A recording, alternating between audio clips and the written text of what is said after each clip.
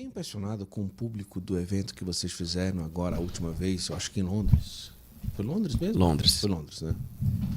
E o que vocês foram fazer lá, cara? O que era aquilo? Muita gente, tudo. A maioria era brasileiro, a maioria realmente era lá britânico. Como que era? O que era aquilo que vocês estavam vivenciando por lá?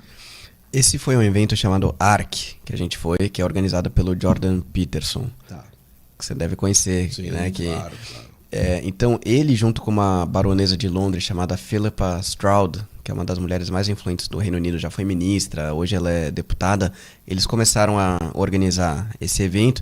Então, eles são os líderes no cenário internacional desse movimento de restauração cultural, resgate dos valores e tudo isso. E aí, na primeira edição que eles fizeram em Londres, eu fui para lá, aí conheci ele, conheci a Philippa, falei do trabalho que a gente estava fazendo no Brasil. E aí ela falou, quero ir pro Brasil conhecer esse trabalho. E aí em novembro do ano passado ela veio para cá, aí foi no nosso evento de final de ano, foi na nossa sede, conversou com os alunos e tudo mais. E ela veio com o marido e eles estavam vindo numa sequência de 8 países, assim, uma loucura. E aí no final ela falou, olha, Gabriel, tudo que eu faço da minha vida hoje é falar com pessoas do mundo inteiro que tem alguma iniciativa voltada para a cultura, alinhada com os nossos valores. E realmente eu não vi no mundo uma iniciativa como a de vocês. Aí eu falei, caramba, acho que alguma coisa certa a gente está fazendo, então. E aí, bom ouvir isso, né? Aí tive a honra de ser convidado para palestrar lá no evento, que foi a segunda edição, foi essa agora em fevereiro em Londres. E aí tinham 4.000 pessoas lá de mais de 90 países. Cara. De 90 países diferentes. Aí levamos uma delegação dos nossos membros. Então foi um grupo de 45 pessoas. Uau!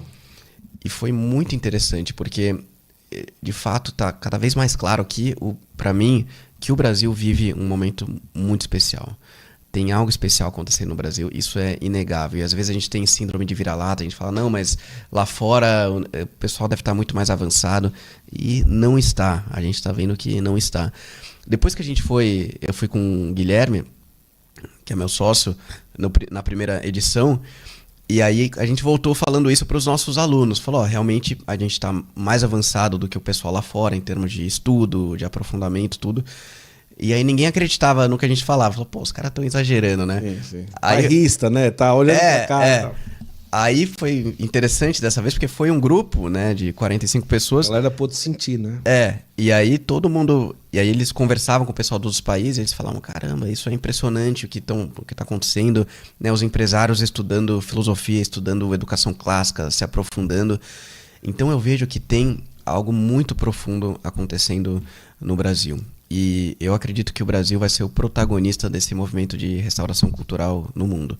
Eu acho que a gente vai mostrar para o mundo como se restaura uma cultura a partir desses pilares que a gente falou, né? Renascimento da fé, fortalecimento da igreja, relembrar a nossa história. Então acho que a gente precisa falar exaustivamente da história do Brasil, da história da Hora de Cristo, mostrar a nossa bandeira original, porque é isso, um povo que não conhece a sua história é um povo escravizado. Muitas pessoas não sabem quando que mudou a nossa bandeira, né? Mudou na Proclamação da República, 1889. Exatamente quando arrancaram o nosso principal símbolo cristão da nossa bandeira e colocaram um lema positivista no lugar, que era a corrente da esquerda na época, ordem e progresso.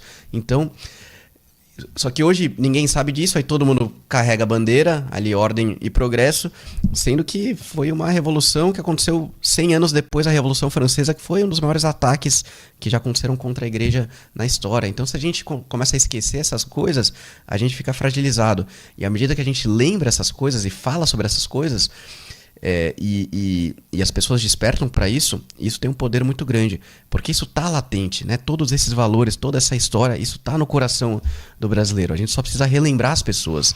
Quando a gente fala sobre isso, as pessoas despertam, é como se tivesse adormecido, mas elas relembram a história, né, do porquê nós estamos aqui, porquê os nossos antepassados lutaram, né? Porquê que eles atravessaram o oceano para chegar até aqui.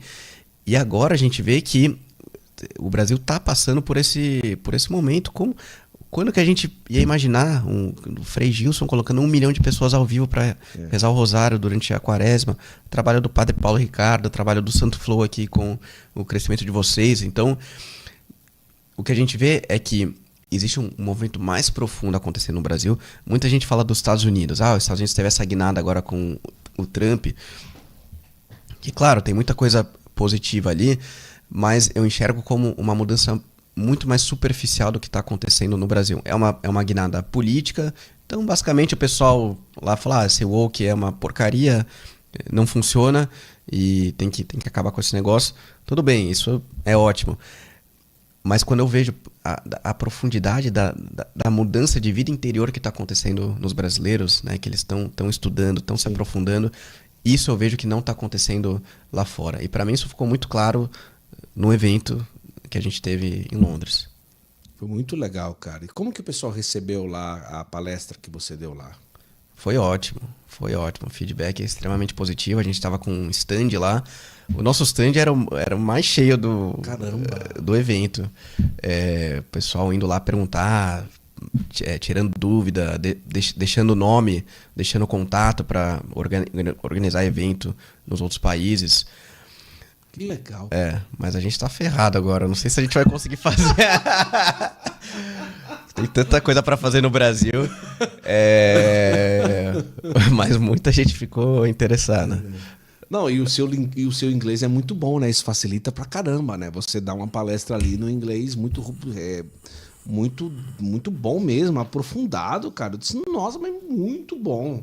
E ali um nível altíssimo, né? Com a galera lá. E você morou fora, não? Eu morei fora, mas eu estudei num colégio americano aqui em São Paulo. Então, desde novo eu tive essa alfabetização em inglês. E eu morei fora. Eu morei 6 meses em Orlando durante a faculdade. Eu fiquei na Disney lá, trabalhei na Disney, fritando hambúrguer, limpando prato, lavando cozinha. Que maravilha. Foi uma boa experiência.